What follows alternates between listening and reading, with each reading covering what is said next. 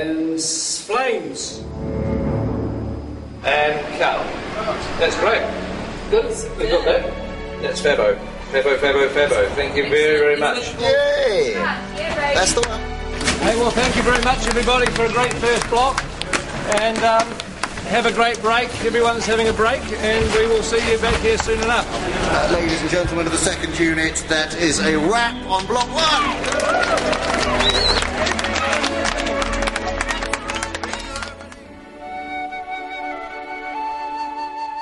So we're just going to get one more pickup in Bag End. Hello. Yep.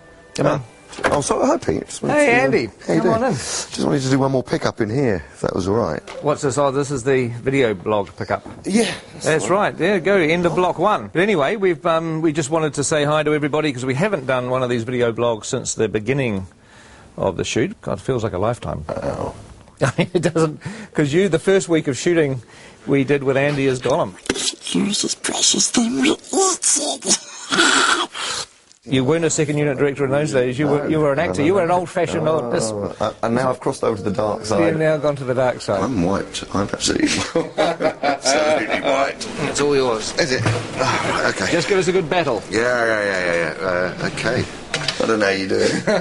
It's you get tired. I always just tell people I get exhausted at the end of the first couple of days and stay exhausted until it finishes. We have 250 days of shooting on these 2 Hobbit movies, and I think it's a much better way to divide that up into 3 blocks and then have some time to edit what you've done, look at it, hand visual effects shots over to the CGI guys. You can really focus on the script revisions. It's just it's a much smarter way to shoot these big films. Yeah, on something of this scale too. I mean, when we got the given our T-shirts, which said 54 days down, 200 to go, I have to admit, I don't know how great it was. Please wear these. It wasn't exactly tomorrow. a morale-lifting moment, was it? Everywhere you turn on the people's backs was 200 days to go. It's like, oh God, I felt tired before lunch, Good news is that it's over. First day back is Monday the 5th of September. So thank you guys. It's been a pleasure having you with us. What are you guys off to during the break? My wife and I, my lovely wife Aileen, we've got a holiday in the South Island of New Zealand planned. And my lovely, gorgeous wife Nicole and I are just going to work on the house. I'm leaving shortly after talking to you for London, which is a long journey, by plane, and once there I immediately go into production of a play I'm going to do by Eduardo de Filippo. I'm going to America, to Pebble Beach, in a week to play some golf. Work on my tan so that I can really freak the makeup people out when I come back. I'm having a break. I'm having 4 weeks off. Bit of sleeping in. My favourite hobby. First we're going to Australia to see our eldest daughter. I'm going to run a marathon. I'm going to attempt to sort of write and record a bit of a psychedelic sludge rock album. Hitting the fabric shops in central London. I go home to Thailand tomorrow. To Barcelona to meet Doctor Who fans from Spain. Bali for 11 days. London and Paris to see friends. Manhattan Beach because it's the closest beach to the airport. I haven't been home for the last 3 years back in Belgium, so my mum is cracking the whip. And then I'm going to Vegas and spend all my hard-earned cash. Do some more swimming and lots of golf. Probably get a little bit drunk, a little bit on a holiday. Oh, I'm looking forward to going back with mates and getting on the drink, where I'm not going to get a bad reputation because they already know what I'm like. And now I'm going back to Ireland to see my family and see some of my mates in Belfast for a quiet little weekend. I hope no one phones me for about 3 weeks at least. Hopefully come back totally refreshed and ready to rock in the next lot. What are you doing on break, Andy? Well, I'm going back home to maybe have a little bit of time off to go on holiday with the family, and then really, before you know it, I'll be back. It's weird because you get to this point when you're at the end of a block of shooting and it sort of almost feels like you're going on vacation, but it's not, because on Monday morning I'm in the cutting room editing, and I've got to have meetings with Alan and John and Dan about designing stuff for the second block, and with Richard Taylor about all the things he has to build. So in some respects I'm back into pre-production again, but also I'm in post-production because I'm editing.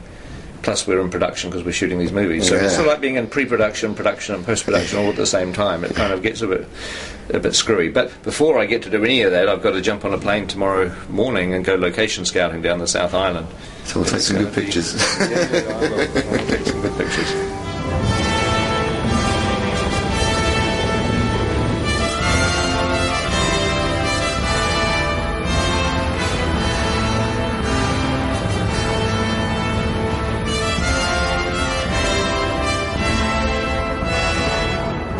going to be doing location shooting during our next block of shooting, it's really time to have to nail everything down.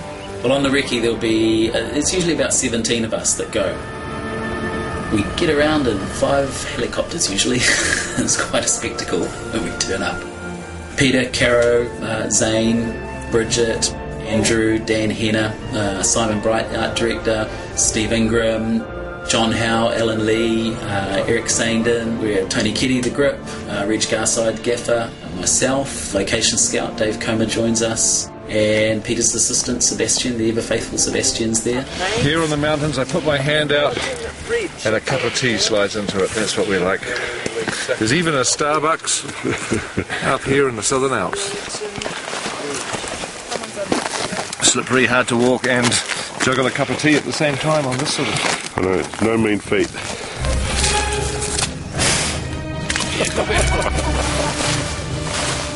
I never come prepared to these things. I always somehow imagine it's going to be dry and warm and nice. At least it's not raining.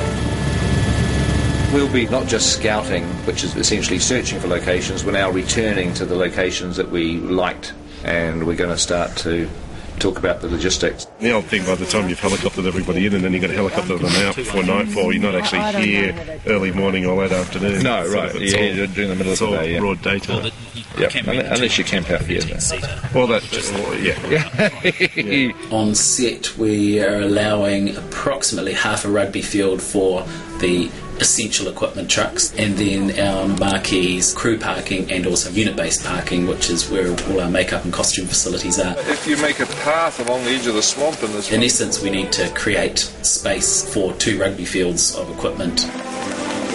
It's weird on locations because you're standing in the middle of a mountain or a valley or some beautiful place, and you're having to figure out, where are we going to put the crew tents? Where are people going to get changed? Where are the portaloos going to go? Because all that stuff has to be where you're not going to want to point the camera. You could have Gandalf and the dwarves running up over this brow here and scurrying, hiding down behind these rocks, and just as they get there you crane up and there's one. The last thing you want to find out in 6 months' time is you're standing on this beautiful mountain and saying, wow, this is exactly the shot I want to do, and you find you've got 20 portaloos right in front of the camera. That's not what you want to do, so you've got to figure all that stuff out. We've got to keep looking. It's sort of sooner rather than later, isn't it? Yep.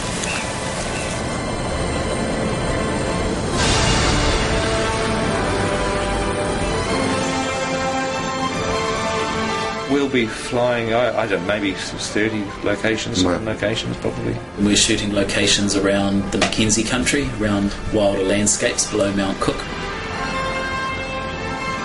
And we will also be shooting around Dunedin Way, more beautiful stone, rock, wild country, and that's quite exciting because it's an area of Middle Earth we haven't visited before. That big rock could be part of a house, couldn't it? Yeah. Where we're scouting presently for the edge of Mirkwood and the Anduin grasslands is south of Queenstown. It's pretty incredible. And shooting that? We're still searching and trying to work out how we're going to shoot Lonely Mountain, Misty Mountain paths. Lonely Mountain should be by itself, but you can look over in that direction there. There's still a few rivers that we're scouting for. I think we're getting pretty close to photographing every decent river in New Zealand now. It would be quite funny to have 13 barrels all in the middle of this thing. Going nowhere. Yeah, with the guy shouting, come on, get on with it. Come on, move ahead, get on, go faster.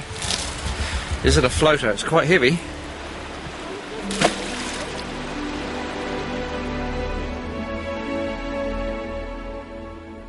We're going to go to some reasonably remote places. Sometimes places that very, very few people have seen.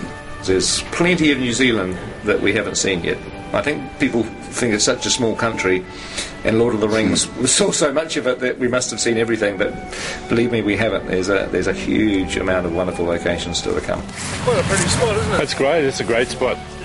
Well, we'll say goodbye for now, and hopefully you've enjoyed this update, and there may well be another one coming during the break sometime, so keep your eye out for that.